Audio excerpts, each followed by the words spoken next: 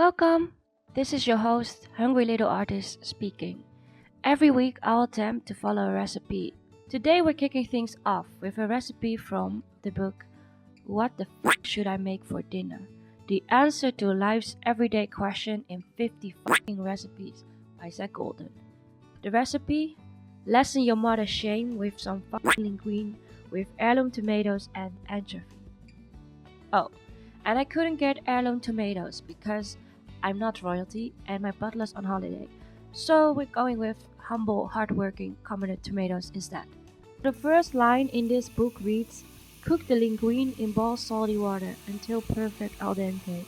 So that's why we'll be filling up a pot with water and salt. So I won't be reading the full recipe line for line because it's a really short recipe and it all summarizes it all neatly together. But we do need some things to prepare first. After adding the water and salt into the pot, I started cutting 3 cloves of garlic.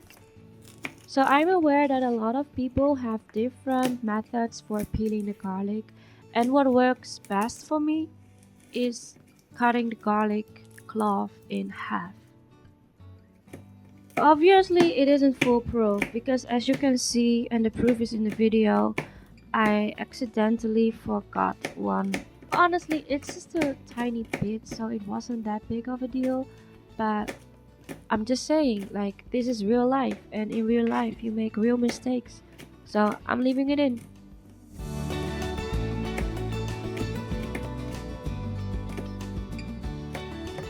I really want to mention that I really love garlic, and I don't think that there is a thing as too much garlic. To be honest. I mean, we cannot eat garlic all the time. But if I could, I would.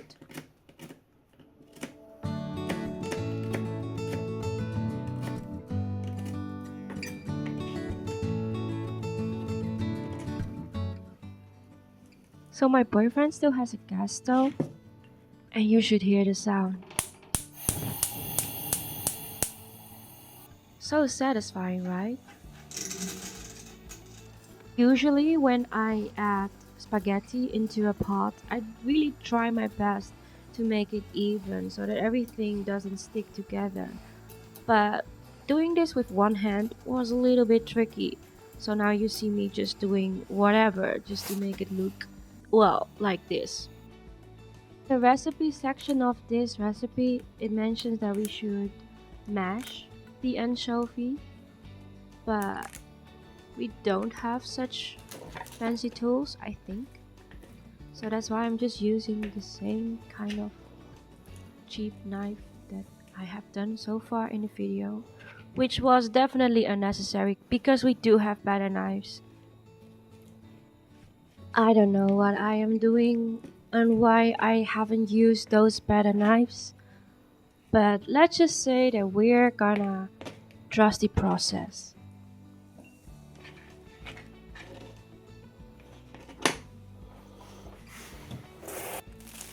I am honestly wondering if other people would have also come up with the same method for making breadcrumbs.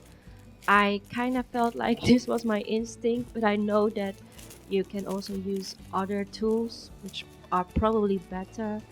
But yeah, let me know if I'm the only one doing it this way and also enjoying it doing it this way.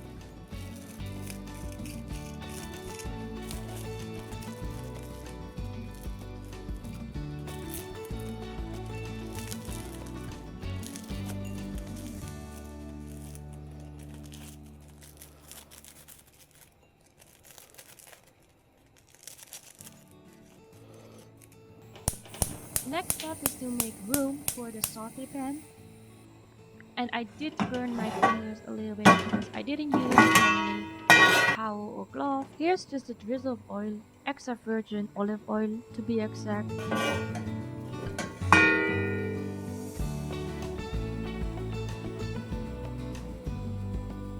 There's my hand, and I'm just feeling if it's hot. Don't worry. Tell me I'm not the only one doing that. So now I've added the anchovy and half of the garlic and the breadcrumbs. Make sure that you will save some of the garlic and breadcrumbs for later. finally we have the commonest tomatoes because I definitely forgot to cut them earlier and I did want to cut them some slack.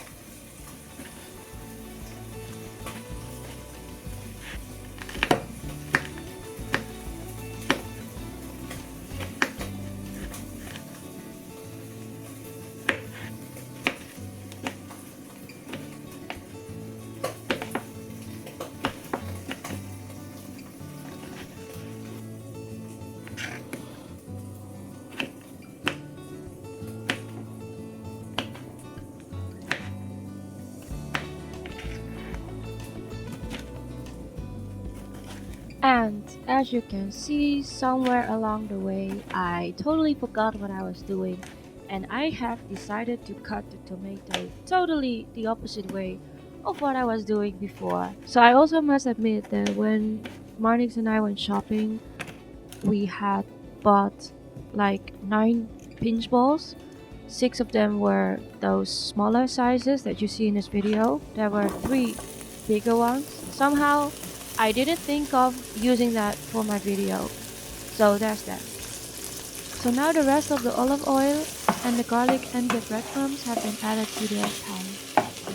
I have decided to protect myself with my sleeves and we will drain the linguine, which I apparently did in 2 steps because it was harder than it looked. Now we shake, shake, shake. So out of all the methods, I've chosen to cut the basil with scissors because I was feeling a little bit lazy, I guess. We will fix that in the future. When cooking pasta, it is generally recommended to use some of that starchy water for later, so make sure that you will save some of that starchy water before draining it. Now I just stir, stir, stir. I must admit that at this stage I started to get really hungry and I think, in my opinion, that the food already looked so good. Mind you that I have not made this recipe before and also this is my first video while cooking. So for the first time I was really excited. Oh, and I kinda had the feeling I didn't have enough cheese. So I added more, which is basically nothing, and I am aware of that. Now we have almost reached the end, and I have decided to season it with some pepper and some pink salt, which is not specifically mentioned in the recipe. But who doesn't love pink salt? I mean, it's pink. In my mind, it would be so satisfying to put the food onto the plate and also kind of easy, but in the end it wasn't all that much because I couldn't get a good grip of those food crumbs because I was also holding a plate in one hand, and in the end it does look a little bit awkward, but I really tried my best. So honestly, I was quite happy with how it looked in the end because to me it looks like a heart. So here's an accidental heart made of linguine. And now the linguine with tomatoes and anchovy is done and ready to eat. Bon appetit!